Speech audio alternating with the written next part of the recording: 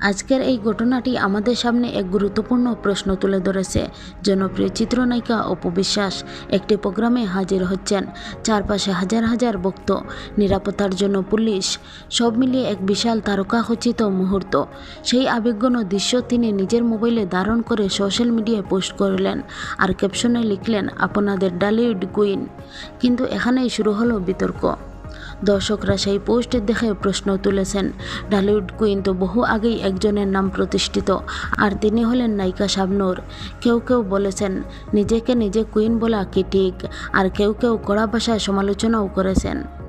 কিন্তু আসল বিষয়টা কি? একজন শিল্পী যখন হাজার হাজার ভক্তের ভালোবাসা ঘেরা থাকে, তখন সেই মুহূর্ত নিজেকে কুইন মনে হওয়ার অস্বাভাবিক কিছু নয়। এটা হয়তো অহংকার নয়, বরং আবেগের প্রকাশ।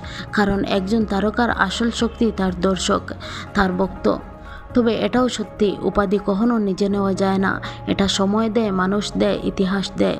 যেমন শাবনূর তার অভিনয় সাফল্য আর বহু বছর পর দর্শকের ভালোবাসা দিয়ে কুইন উপাধি পেয়েছিলেন।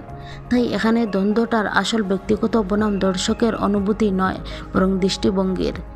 কেউ দেখেছেন আত্মবিশ্বাস, কেউ দেখেছেন অহংকার, আবার কেউ দেখেছেন আবেগের প্রকাশ।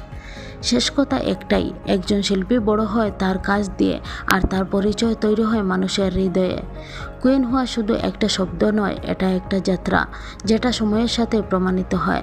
তাই প্রশ্নটা আপনাদের কাছে, কেউ নিজেকে কুইন বললে সেটা কি আত্মবিশ্বাস নাকি বাড়াবাড়ি? এমন আরও সুন্দর সুন্দর এন্টারটেনমেন্ট খবর পেতে আমাদের চ্যানেলটি সাবস্ক্রাইব করে পাশে থাকবেন। ধন্যবাদ।